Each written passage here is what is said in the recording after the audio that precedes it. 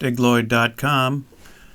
In this video I'm going to discuss why you might want to make an encrypted volume, particularly for a backup, and also how to do it. I'm a big fan of what I call wallet backups, and you can make these on camera cards actually, and with the right type of camera card they can actually be faster than the fastest USB-C SSD. A great choice for this is the OWC Atlas Ultra and Atlas Pro CF Express Type B cards. You can make them on SD cards, however, for technical reasons, with all brands, they will run very, very slowly. So you want to stick with CF Express Type B, and you'd also want to use an appropriate card reader like the OWC FXR, which gives you about 1.5 gigabytes a second. Other than that, there are no real limitations, and you can make an encrypted volume on just about any drive, preferably an SSD. Now, on my desktop, I've got this OWC Electron 1 terabyte SSD, a great little drive, tiny little thing. You can read my article on this over at Mac Performance Guide, camera cards for all the backups, and also if you prefer step-by-step how to create an encrypted volume on an SSD or camera card. But I'm going to actually show you that step-by-step here in this video. So the first step is to launch Apple's disk utility, and you might need to choose View, Show All Devices, particularly if your device is not showing because it hasn't been initialized. And I've got a lot of stuff here, so please try to ignore some of that. But down here I've got OWC Pro Electron Media, and that is what we're going to erase into an encrypted volume. You can do what's a get info on a volume, and it will show you right here, it's AppFS, which is Apple's file system. It's not encrypted at present. So let's get back to it in disk utility. I'll close out this guy, and we'll select the media, and we will say erase,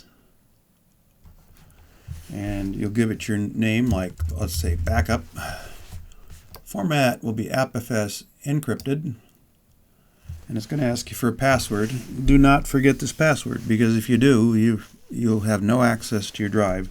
So for this, I'm going to just use test 1 2 3 4 test 1 2 3 4. Please don't use that password. Terrible password.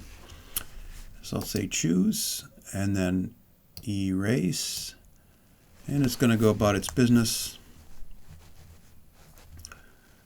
And we're just about done. All right, click done. And now we just made this backup encrypted. You'll see that it says AppFS. Why does it keep putting the dialog over there? AppFS encrypted. So that's now encrypted. You don't have to think about this though. You'll use the same type of you just use it like a regular drive. By the way, there's Tigger if you like cats. I just dragged copy this file over to backup, and there's no difference in using this encrypted backup versus a regular one. So if we close that out and then we say eject backup, it's now dismounted and offline. So what happens when we plug it back in? I just plugged it in, and with encrypted drives it does take a second, but you'll see it asking for the password to unlock the disk backup. So we'll type our password, unlock, and there it is. Now I don't recommend remembering passwords that way, because if your passwords are compromised on your Mac, then you have access to your backups. I would actually choose a different password for an encrypted backup. Do not use the one for your Mac or for your iCloud. That way, if those were somehow compromised, you could your backups at least would not be compromised. So that may be important to you. All right, so Tigger has nothing to do with backup, but it's kind of fun.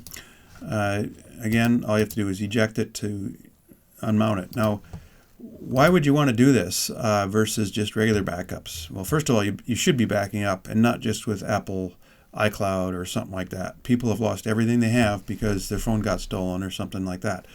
You always should have a backup, and I would strongly recommend something like some of the OWC drives. But for myself, I travel a lot, so I will put in, I will take 2 cards typically with me. I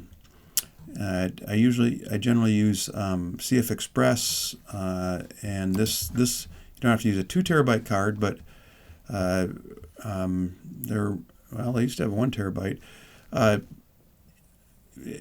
Choose a size that works for you. This card we're looking at right here, I can fit 2 of them into my wallet. Well, it's a dad wallet, I guess, but if you don't have a wallet, you might have a purse. If you don't have a wallet or purse, you might have, a pocket, something. Anyway, it's two of them are small enough that I can put it in a credit card slot in my wallet. And then for the very high speed, not required, but for very high speed, you'd want the OWC Atlas FXR. That's the reader I recommend. It's a Thunderbolt 3 reader. Extremely fast. I've tested it. It really can do 1600 megs a second on these cards. So that's a USB-C SSD, accepting the very latest standard, are only 1000 megabytes a second, and they rarely get to that. So this thing is super fast when you use one of these cards in a OWC FXR. But you do not have to use a camera card. You can use any type of drive, any type of SSD. You can use a hard drive. Don't recommend it because they're pretty slow, especially with encryption. You're not limited by that. And I don't necessarily recommend it for very large backups, but for your critical stuff, let's say you're like me, you have source code that you've got 4,000 hours of development into. You got financial records. You've got photos you'd never want to lose. For that stuff you really can't afford to lose, consider having an encrypted backup with you at all times, so that if the worst happens somewhere back at home, you've got that encrypted backup. And you also if your wallet's stolen, it better be encrypted. You don't want people getting at that stuff.